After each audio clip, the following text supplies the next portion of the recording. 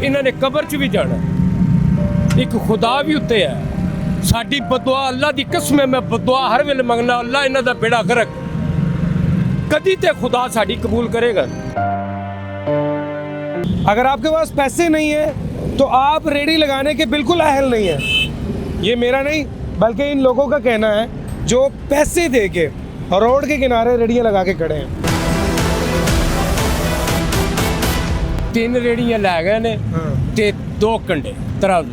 क्यों लेके गए ना? मैं पैसे नहीं दे सकता, रोटी बड़ी मुश्किल है ईमान से, बस इतने रोजी भी नहीं कमान देंगे बच्चे जो कि क्या असी पाकिस्तानी नहीं है? या तो मंडी बंद कर दें, फ्रूट मंडी बंद कर दें, जान छुट्टे ऐसा, या सानू फांसी चढ़ दें, बच्चे साढ़े दारुल उलूम भेज दें। गुरबत उदों ही खत्म होएगी जो साडी गरीबी दूर होएगी। असी भुखे मरीए ते तुसी मॉडल बनाई जाओ लाहौर नूं या पंजाब, ये इंशाअल्लाह अल्लाह दी मेहरबानी ना भुगतन, खुदा दी कसमें भुगतणगे। कुरान पाक पढ़ के देख, हदीसां पढ़ के देख, बड़ा बुरा असर होना है।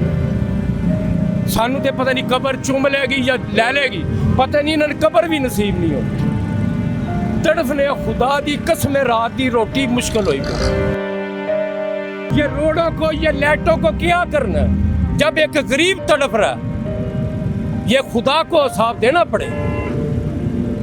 ये मैं तुम्हें बताऊं, अगर मेरे नीचे कोई मजदूर है ना, मैं उससे जुल्म करूंगा ना, तो खुदा मेरे से ये बदला जरूर लेगा।